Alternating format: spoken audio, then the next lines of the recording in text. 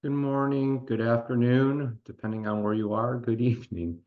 Welcome to Sustainable Landscapes. Today I am going to talk about pollinator restoration with integrated pest management to control invasive species. You are going to get a portion of the program today. This is typically a three-part series. The focus here today will be on native plants, the productivity of those native plants in relating to pollinators, and some strategies to help improve your backyard, your woodlot, or your landscapes. I am Kristopher Williams. I am the Capital Region Partnership for Regional Invasive Species Management Coordinator.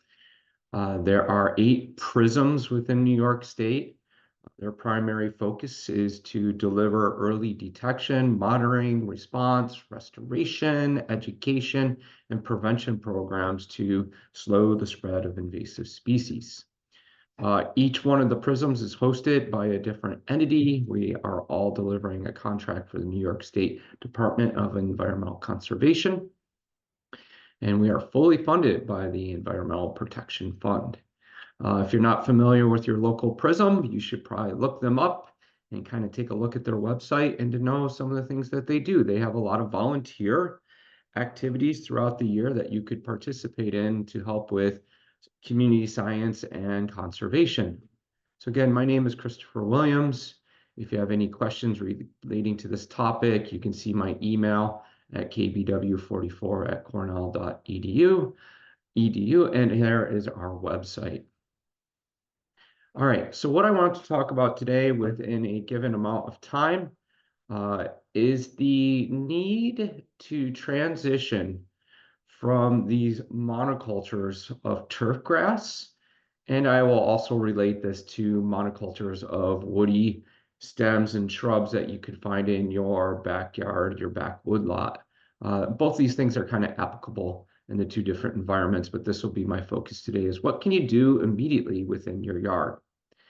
And one of the things that I want to kind of talk about is shifting this concept from having these green grasses and these turf yards that require a lot of maintenance and resources, especially when you're talking about millions and millions of people across the United States.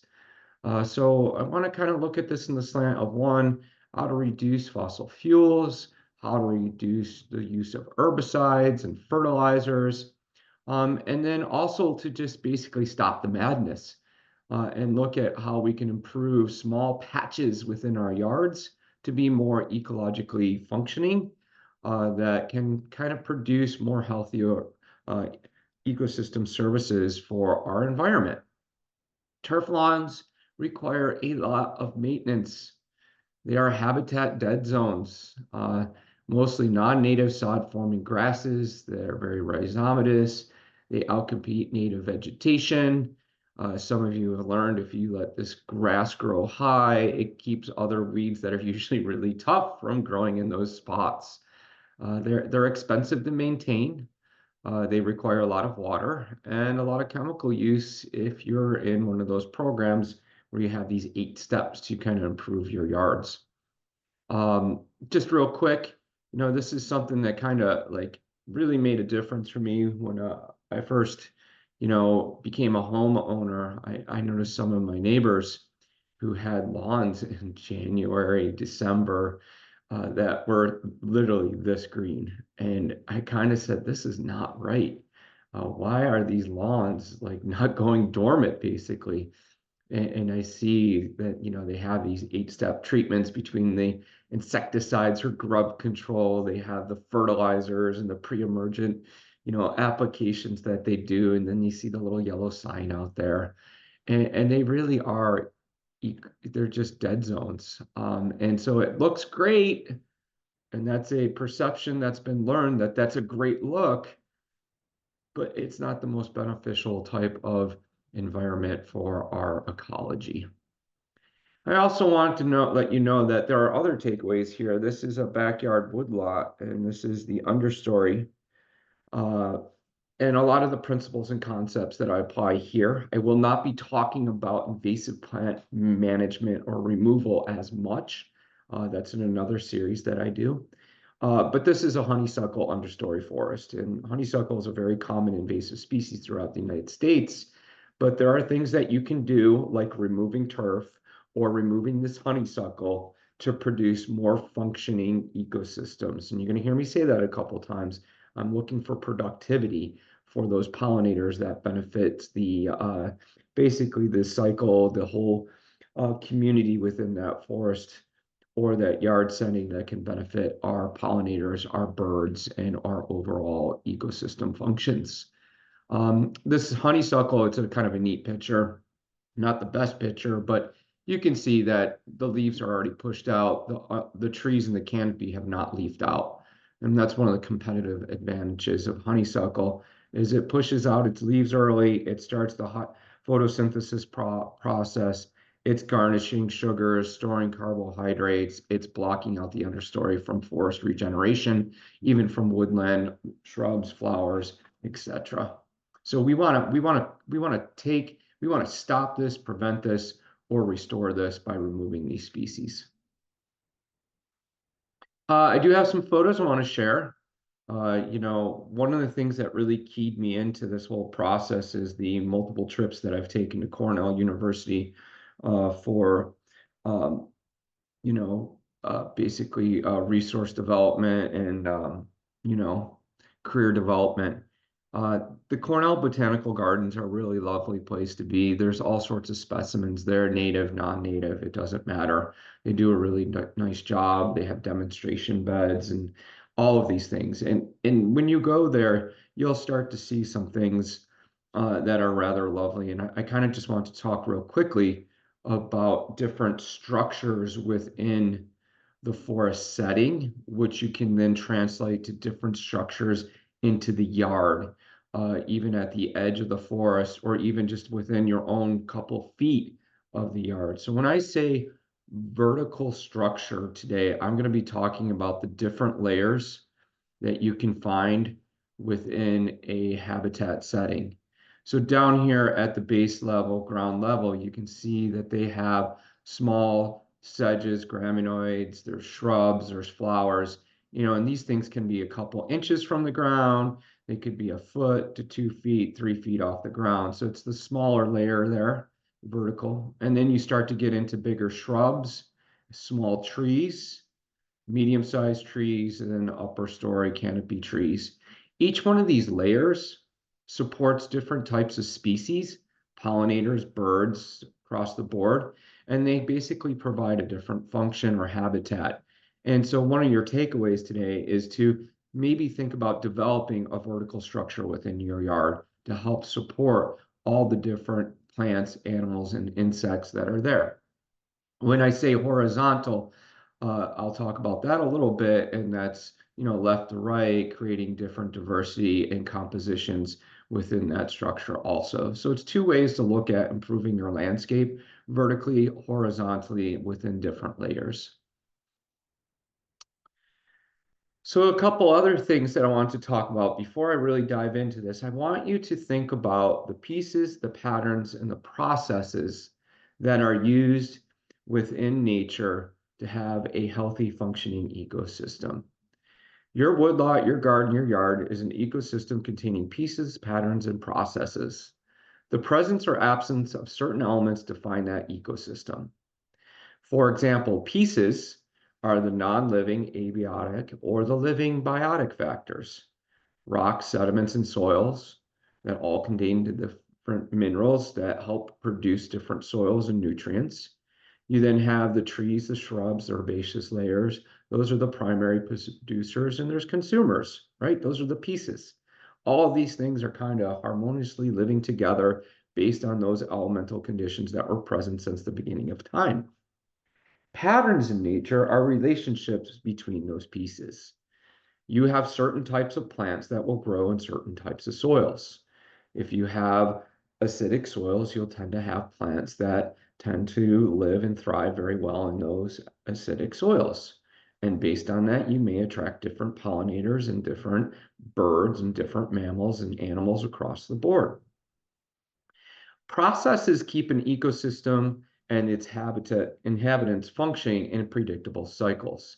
Cycles are like photosynthesis, nutrient cycle, transpiration, senescence, seed dispersal, pollination, predation, decomposition, and metamorphism. So to have a functioning ecosystem, you have your building blocks, your pieces, what's present in that landscape, your patterns, what are the relationships between the living and non-living species, and then what are those processes? You need all three of these components working together to have a functioning ecosystem. Now, when we have sod lawns, we're removing parts of those pieces, patterns, and the other components that make up a functioning ecosystem.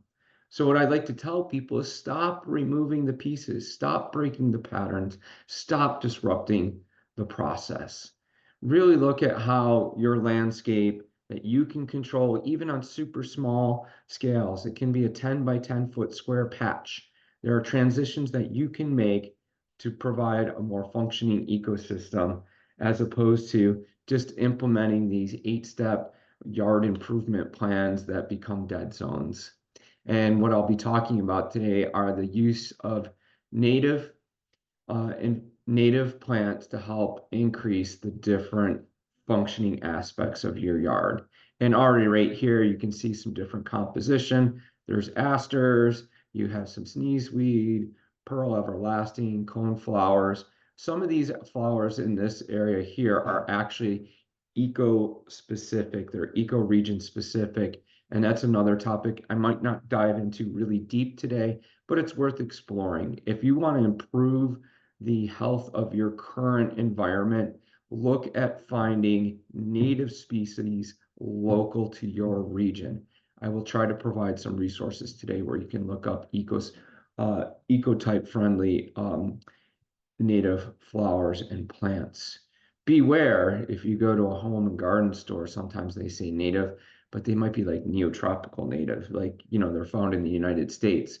But just because it grows in Alabama or Georgia doesn't mean it's native to New York. Again, here's what some functioning ecosystems look like. These beautiful flowers here, most of these are all native. There's a lot of producers that use them that help support our ecosystem. Some of the flowers, some of the gardens that you'll see today are photos from my yard, and it provides for a really nice storyline. It gets a chance for me to showcase some of my work. I wish I could do this stuff full time. I have a job, but passions, right? Okay. Another piece I'd like to share with you that you may have already gotten from me, I do need to touch on climate a little bit. Clearly our climate patterns are shifting. Our growing season is clearly longer. Uh, I do not like to mow my lawn. I have a lawn. I didn't choose the lawn. I'm working on getting rid of the lawn, but I do know that I am now mowing my lawn in April. I never needed to do that. And then when November rolls around, I am also mowing my lawn. And I'm like, why?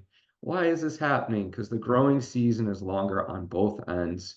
Our winters are warmer. Our spring is coming earlier. Our fall, whatever you want to call it, where it's hot and dry, is lasting longer. And because of this, we're seeing a range expansion of non-native species that prefer these habitats that are warmer and drier because those non-native ornamental plants have been taken from latitudes that are similar to that. We know that 61% of all the invasive plants still available for sale in the United States, the ornamentals, 61% of them that are still for sale in the United States are invasive. People really like those showy flowers. They like the plants that are really well adapted to be hardy and very difficult to control environments. They have all those invasive properties. They're still for sale. Not all of them in New York. There's some prohibited and regulated species, which is fantastic. But buyers should beware. When you're looking at plants and you want to put them in your yard, do some research. Do they have invasive properties? Are they New York native? Are they eco-friendly? These are things that you want to look at and avoid purchasing non-native plants that are becoming problematic in our environment. We're the cause for the spread of invasive species, humans. All right, here's a real quick takeaway from the Risk Network. On the left, you guys see a photograph or a picture, sorry, of basically it says non-native plants. You got flowers, shrubs, trees in the area, and it shows some, different pollinators using those shrubs and trees.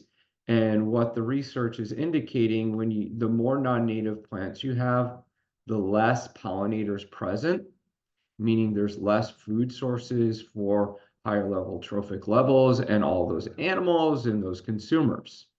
When we look at regions or patches of yards, plants, forests, meadows that have more native plants, the counts for the arthropods are much higher.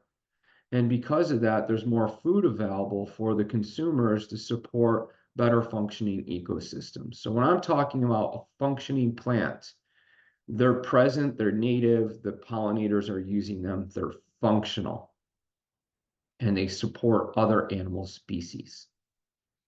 A quick comparison, I love it, the breakdown of some of these things, but I have a ginkgo tree. I have 3 ginkgo trees in my yard. They are non-productive trees. They are ornamental. They are not invasive. They're very hardy. There was a study done where they took a ginkgo tree, a golden rain tree, which is highly invasive. Do not ever plant it. A Muramaki, another one that's really invasive. Don't plant it. But when they studied these 3 trees on the landscape, they noted that they supported roughly 5 different caterpillar species combined. That's a really low number. And then when we look at things in like oak trees, for example, they can support over 4,000 different animal species, insects and birds, etc. White oak, for example, has several hundred insects, pollinators, animals, birds that are using that tree alone. So the white oak, very native, very productive uh, species versus some of these ornamentals that are not productive. So what I'm trying to push here is, you want to have these functioning landscapes that are really good for nature and have really good diversity and healthy compositions. Natives are the way to go. The last component of this is like, chickadees, that clutch of young chickadees, they need around 7,500 caterpillars, just to be reared to full adults. So if you're removing all of these native plant species, you're not going to have the productivity, and thus you're going to have some ecosystems that are falling apart. You're removing the pieces, right? All right, the benefits of sustainability. Landscaping with native plants offers a unique opportunity to promote healthy, resilient ecosystem. Native plants support more complex food web of both specialist and generalist insects. And I think it's really cool about these specialists. They have different mouth parts. When you take a look at some of these bees, wasp, and mimics, some of the moths, the butterflies, the different flower shapes, the different stamens, and everything that they're using to pollinate. When you have different types of local plants, they help support those insects that co-evolved over millennia together. There's a really nice symbiotic relationship. Other benefits of sustainability. You don't need fertilizers. You start using native graminoids and grasses and shrubs. You're not going to need that stuff. They've adopted to your local soils. You tend to have, not using those fertilizers means there's no manufacturing of them. And so there's a reduction in those sources of pollution in manufacturing. They don't require pesticides, which is a win. They provide diversity of native plants and the biodiversity needed for insects to be successful. You're not mowing, minimal water. Like, all my native stuff does really great in the droughts. So the climate change, it's happening. It works great. I can see it in my yard, you know. If you start doing native flower beds and you do a small patch and you put them out front where your neighbors can see, it can be infectious. You'll find people ask questions, they want to know more, and then you'll start to see these things popping up in your neighborhoods.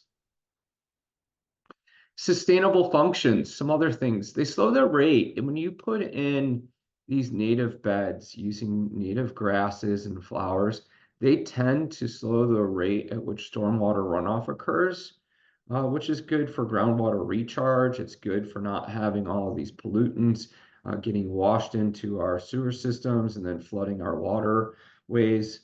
And also these perennials that I always push for, even some of the annuals, they're strong rooted and the grasses are able to tolerate both wet and dry conditions.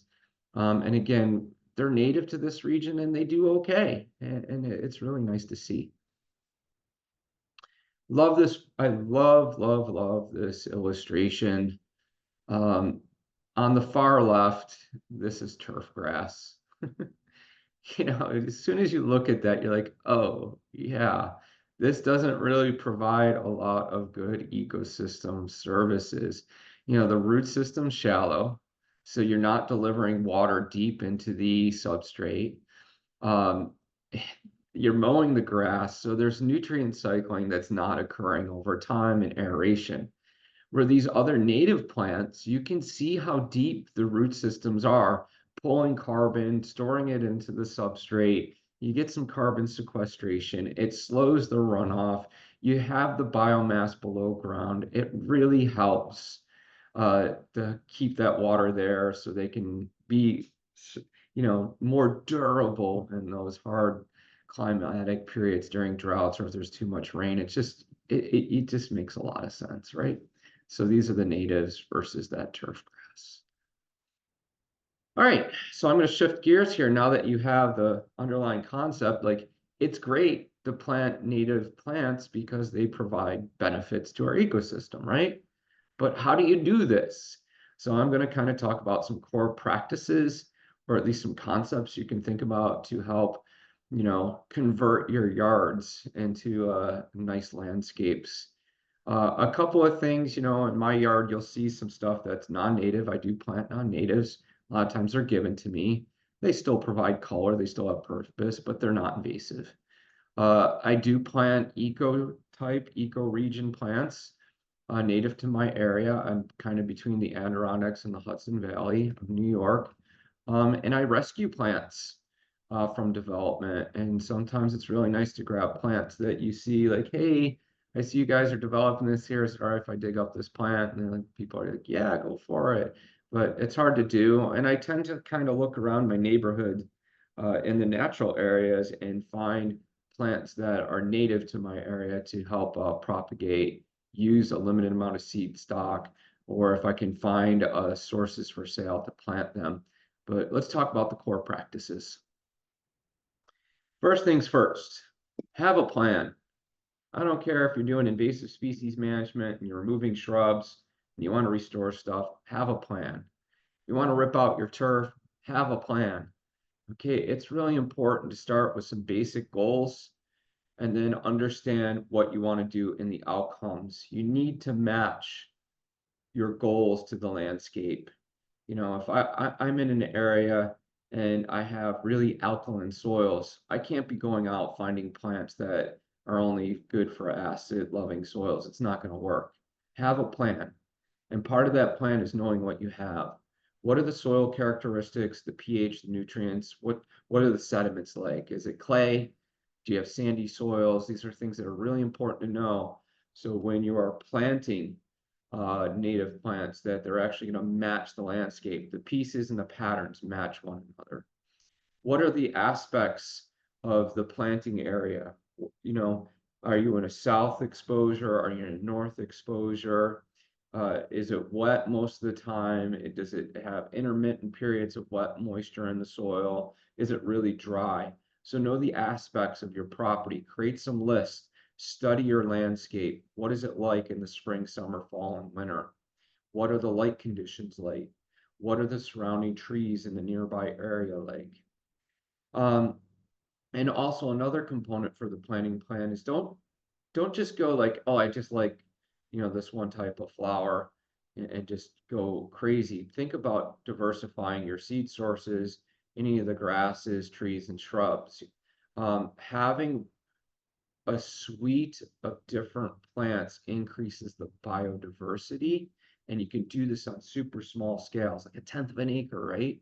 Look at how like your neighbors' yards are and how can you support their yards, or how can you enhance their natural areas or their forested areas. And also consider plants that are able to tolerate a variability of wet and drought conditions with our changing climate. Um, Include low maintenance planting of both woody shrubs and herbaceous plants. I do look at the shrub layer. I love shrubs. I really pick shrubs that have beautiful flowers, fruits, and then fall foliage to kind of support my forest edge that transitions into my flower beds. I don't know if I have pictures of that here, but you'll see. Some other core practices. Protect and build the living soil. The roots of living plants feed microorganisms. Plants are better than mulch. Increasing the horizontal and vertical structure also helps. I do not buy mulch. I do not really bring soils in. They tend to have sometimes jumping worms, which are problematic. I have them in my yard. I do fight them. There's ways to do that, but that's for another conversation.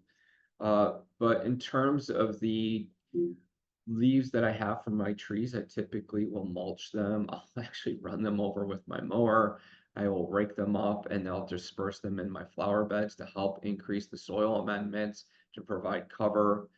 There are leaves that do fall naturally from my area that I let them settle. I let them be to help retain moisture. There are a lot of insects that lay eggs. They are overwintering in those leaves, and I also tend to leave the stems, and I'm going to talk more about that very shortly. But creating diversity, using what I have on the land, um, making sure I'm planting, early flowers and shrubs in the spring, early summer, midsummer, late summer, and fall, so that there's food sources for the different insects and animals all throughout the growing season. Again, monocultures are lovely. They look great. You can do that, but just make sure you diversify. And remember, different flower structures support different insects and arthropods with their mouth parts. Let things be. Create nesting sites. This is one I struggle with because sometimes I like a clean and tidy yard. And when you leave all those dead heads and stems just sitting around all winter, they kind of look unsightly. But man, I know better. I know I see the birds come feed off the seeds at different periods of time. I know there's insects burrowing in those stems. So leave the leaf litter. Let the cover in the garden. Don't rake things up. Just let it sit. If you have a need to do that, when the spring comes, wait till late spring. Wait till the temperatures are above 50 degrees, because a lot of those pollinators are going to be hatching and already out in the environment. Maybe strategize and just let things be a little bit longer than you normally would. Weeds act as host plants for caterpillars. I have a section of my yard, like lamb's quarter. I don't know. It's not something I, big on. Grows like a weed, but I leave it in a part of my yard because I know there are certain types of caterpillars that use them as a host plant, and I see these butterflies in my yard because I have that plant available. Queen's Anne's lace, it's everywhere. It's a roadside plant, right? But there are certain pollinators that use it, so I provide and leave those plants, even though they're not desired in my palette of things that I like. I still provide space and room for them. So think outside of the box. Don't be set in, oh, I need to have this native plant and this is all I'm going to have. Things have purpose, even though you might not like some of those things, but provide space for them if you want to increase the functioning ecosystem. So the other thing is integrating your garden, providing habitat, all those, the leaf litter, logs on the ground, rocks, small pools of water, they support different herbs, mammals, and insects, and fungi, and, just promoting good soil health. All these insects and pollinators need habitat for all life stages, not just for feeding. Leave the seeds, leave the stems. Sorry, I have cat problems today. I'm recording and they just are driving me nuts. And there's your cat for the presentation. I hope I got some smiles there. Next, keep yard and garden pests in checks with natural predation. This is something I learned recently. It is super cool. Um, on the agricultural perspective, they're doing studies when you have these row crops or founders plots of native plants. All the mimics come, the hornets and the wasps, they pollinate, but they also eat other insects that may be detrimental to, overgrazing our crops.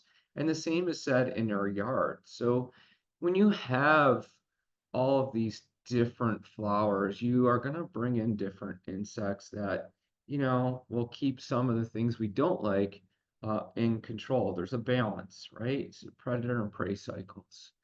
Minimize your waste, compost at home, source New York natives, which I talked about a little bit, sow seeds.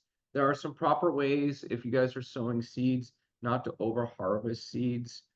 Usually 8% of the seeds from a patch is okay because you want to leave some for the birds and the other animals that are eating those seeds for winter survival. And you don't want to disturb local populations if you're harvesting. Really do your research, read up on it, be smart about what you're doing and don't damage things if you're harvesting seeds. I'm a big fan of seed sharing as a plant swapping. It's a whole nother thing trying to figure out how to germinate seeds. Some of our native plants need to be outside for 90 days in the winter for cold stratification. That's a whole nother ball of wax for another topic. No chemicals. Eliminate pesticide use, especially neonicotinoids. I use them in my line of work as an invasive species coordinator, but it's to protect rare and threatened species. Sometimes we need those tools. Where are neonicotinoids used? Agricultural seed production. They protect our seeds from being eaten. And then, of course, all those yard treatments, millions of people putting those neonicotinoids down. I sometimes think when I see these little yellow signs up, all the native insects that I've been trying to support fly across those yards and just like crash land and die. It's just unfortunate. Something else to be aware of that pesticides can have residual effect in soil. If you buy a property and there's been heavy pesticide use there, you might have some problems with promoting pollinators for some time because they can have residual effects from sometimes between 12 to 48 months, anywhere from 1 to 3, sometimes 4 years, depending on the chemical. But they eventually do break down, but just be aware of that. Avoid planting in areas that are previously contaminated with pesticides. You may not have all the results right away, but you can still start. You can transition your grounds over, just be patient. And ensure plants and seeds come from a pesticide-free source. Diversify native plantings. We talked a little bit. Cultivars and exotic plants largely do not support pollen and nectar preferences. Those are the non-native species. Just a quick story. When I go out in my gardens, sometimes I'm terrified, right? Between all of these native plants that you see in this photograph, I can count on any given day 4 or 5 different mimics, 4 or 5 different wasps, many, many bees, all pollinating. And then I go over to the natives that have been given to non-natives, the ornamentals like the lilies and stuff, and I never see any insects on them. They're just color on the landscape, but there's no insects. They don't provide any ecosystem benefits. So again, diversify your plantings. You can see the difference. You don't have to be a science studying insects and doing all this stuff. It's just super observable. Include a range of plants, types of trees, shrubs, forb grasses, and sedges for different bloom times, pollen sources, and nectar. It's great. All right. So I'm going to switch over to talking about, in the last third of my presentation here, about maintenance after planting, because it's tricky, right? Water is kind of critical for some of your natives, getting them started. Your newer plants are a little bit more prone to failure because they don't have well-developed root systems. Then you got herbivory issues with rabbits and deer. It gets a little tricky. I'm going to tell you right now, I have built several of these small tree presence. It's a deer fence. Basically, I will grow my trees and shrubs inside of a pen. When they get hardy enough, big enough, I do plant them out in the yard in mass, and they tend to do better against herbivory. Some of them do get chowdered by the deer, but I do plant them in mass. It does seem to help. I use this hardwire fencing sometimes. I put up temporary structures for a year. I basically just unroll it, find a stick, and hold them up. And it's more than enough to keep the deer because they're lazy. They're not going to push the fence over. But I find that the root systems can take place.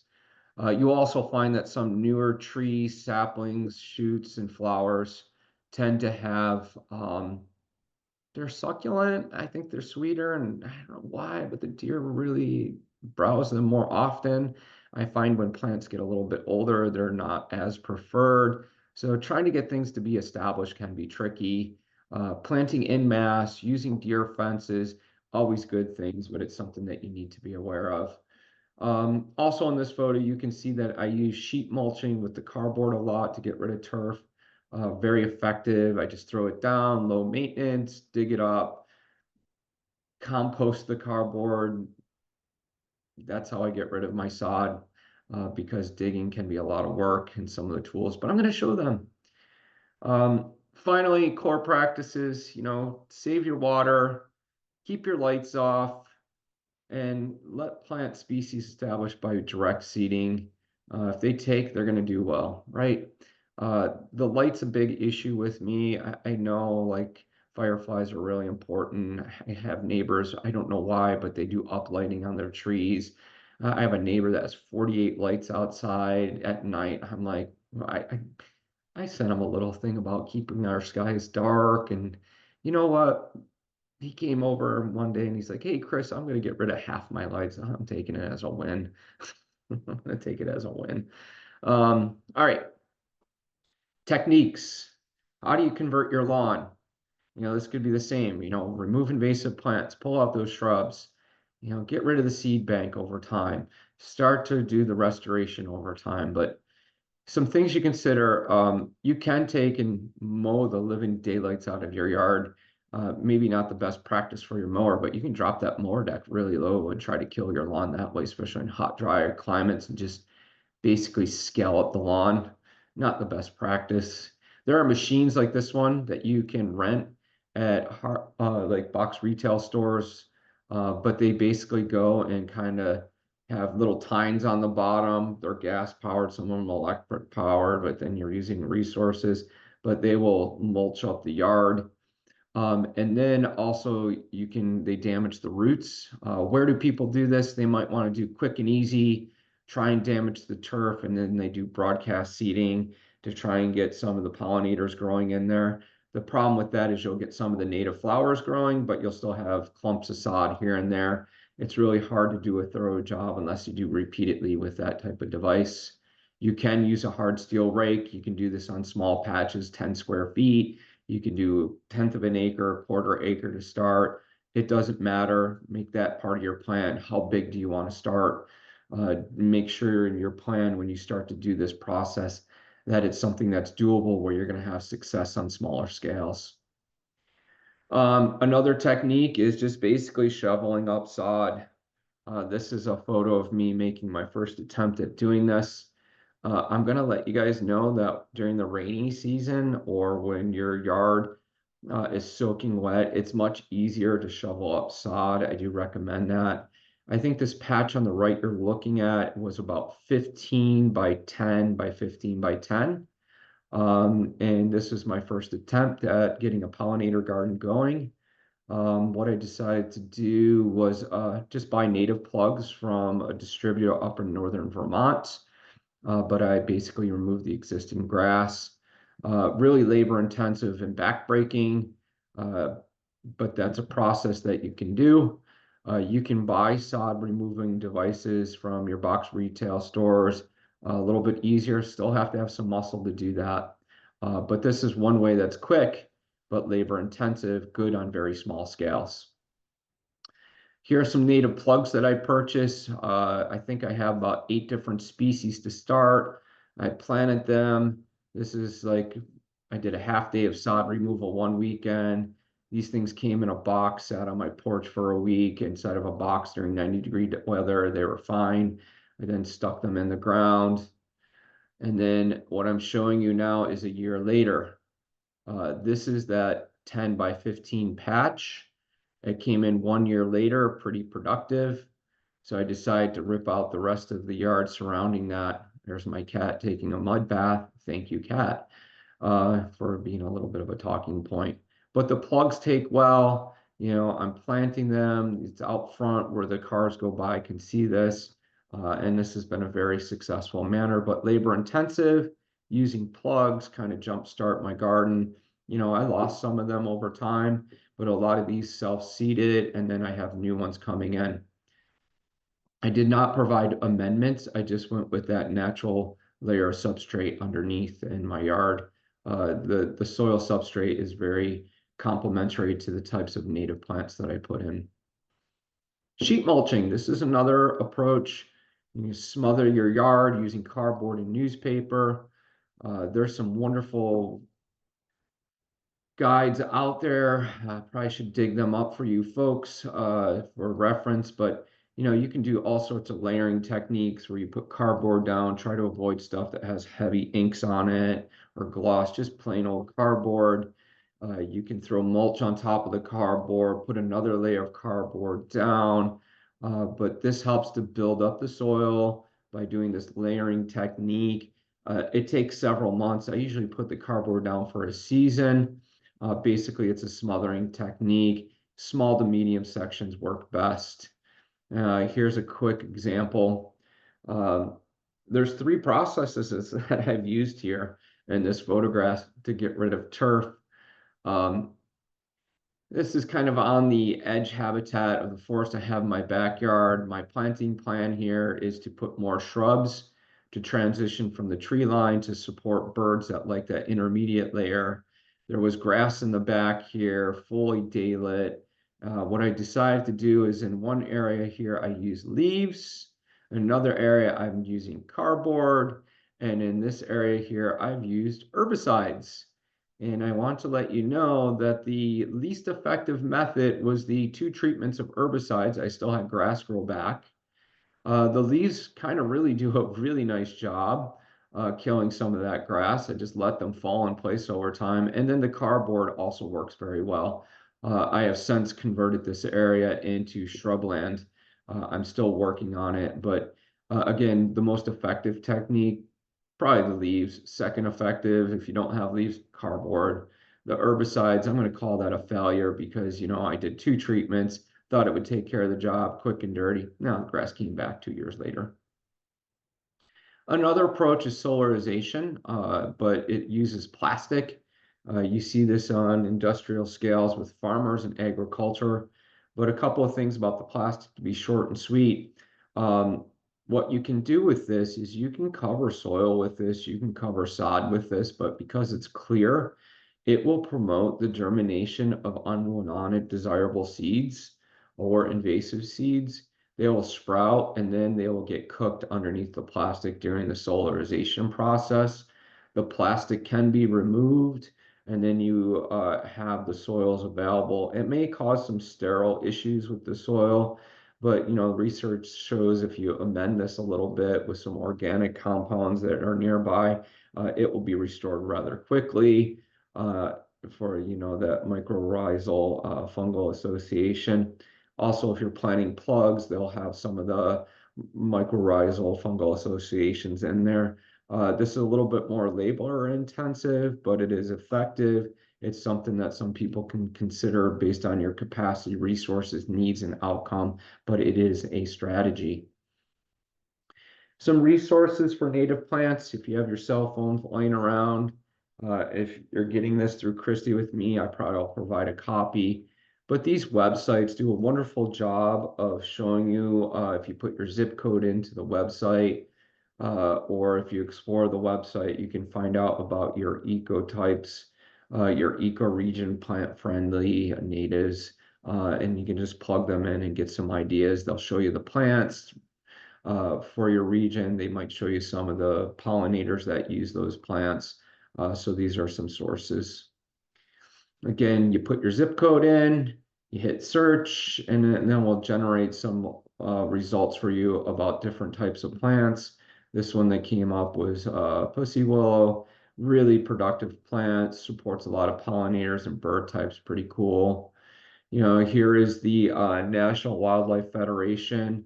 They have these plant lists where they actually give the number of pollinators, arthropods that are supported, and they'll even show the specialist or the rare species that they support. Dig deeper, find out what's really going to help out your landscape. The Xerces Society is another one. Explore these websites. Absolutely amazing information for you to build upon. And then I love the New York Floral Atlas. I could do a presentation on this. But if you really want to search a plant, put the scientific name in, go to this part where it says custom, and then this thing called the COC will come up. And if you find the conservation coefficient number is high, you know that plant's going to be really productive for your yard. 1 to 10, 0 would be like an invasive species. All right, that's all I have for today. I will be available for the Q&A session. I hope this recorded. I was working with Zoom the best I could. Again, my name is Kristopher Williams. My email is kbw44@cornell.edu. I hope to see you soon.